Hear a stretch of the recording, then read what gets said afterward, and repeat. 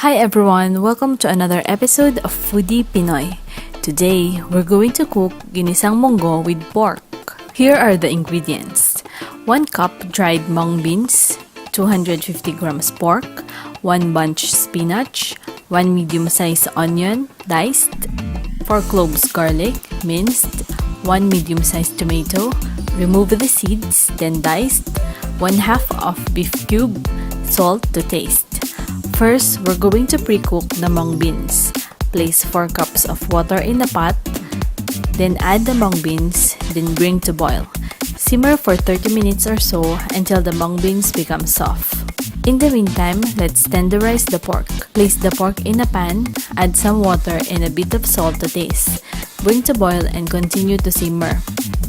Once the liquid is completely reduced, add a bit of oil to help the pork to render its own fat. Continue to cook in low to medium heat.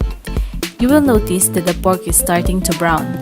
Just continue to cook until the pork is evenly brown and the edges become crusty and crunchy. Once done, set aside the pork. Reduce the oil in the pan, then saute the garlic, followed by the onion. Add the tomatoes and mix it up. Cook for another 3 to 4 minutes until the tomatoes are softened. Add the pre-cooked mung beans, then bring to boil.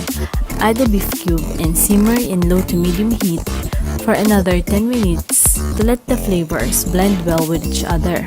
You can add a bit of water if it becomes too dry. Season with salt to enhance the taste. Add the spinach and simmer for another 2 minutes, and finally, add the crispy pork. Here's our Ginisang Monggo with pork recipe. This dish is very affordable, but it's also nutritious and delicious.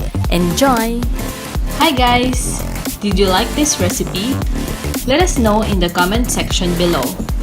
Hit like if you enjoyed this video. This will help us know that you are enjoying our content.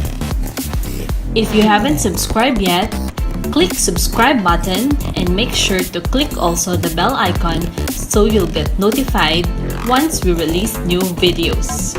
Until next time, this is Foodie Pinoy saying goodbye, and it's a wrap!